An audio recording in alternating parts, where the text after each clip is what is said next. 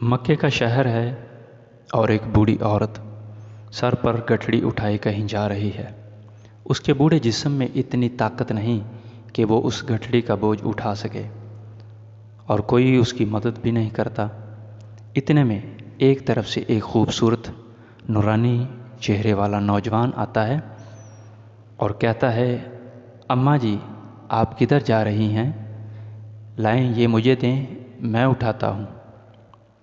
بڑھیا کہتی ہے، بیٹا سنا ہے شہر میں ایک جادوگر آیا ہے جس کا نام محمد ہے۔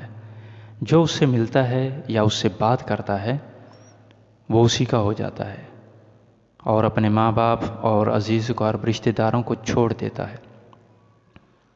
میں اسی کے ڈر سے یہ شہر چھوڑ کر جا رہی ہوں کہ کہیں میں بھی اپنے باپ دادا کے دین سے پھر نہ جاؤں۔ منزل پر پہنچ کر نوجوان بڑھیا کا سامان سر سے اتارتا ہے اور اس سے اجازت لیتا ہے۔ بوڑھی عورت بہت سی دعائیں دیتی ہے اور کہتی ہے، چہرے سے تو کسی اعلیٰ خاندان کے لگتے ہو اور بہت نیک بیٹے ہو۔ تم نے میری مدد کی ہے، میری نصیحت مانو، تم بھی اس جادوگر سے بچ کر رہنا۔ نوجوان مسکراتا ہے اور مڑنے لگتا ہے۔ بوڑھی عورت کہتی ہے، ارے ہاں بیٹا، میں نے تمہارا نام تو پوچھا نہیں، کیا نام ہے تمہارا؟ وہ نوجوان مسکراتا ہے اور کہتا ہے، اماں میں ہی محمد ہوں جس کے ڈر سے تم مکہ چھوڑ کر آئی ہو۔ وہ بوڑھی عورت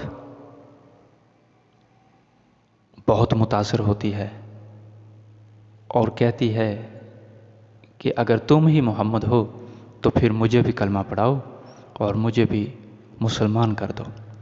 دوستو، یہ تھے ہمارے آقا حضرت محمد رسول اللہ صلی اللہ علیہ وآلہ وسلم کے اعلیٰ اخلاق، جسے اللہ تعالیٰ قرآن پاک میں اخلاق حسنہ کہتا ہے۔ دوست آپ کے جو دشمن تھے وہ بھی آپ کے اخلاق کے انکاری نہیں تھے۔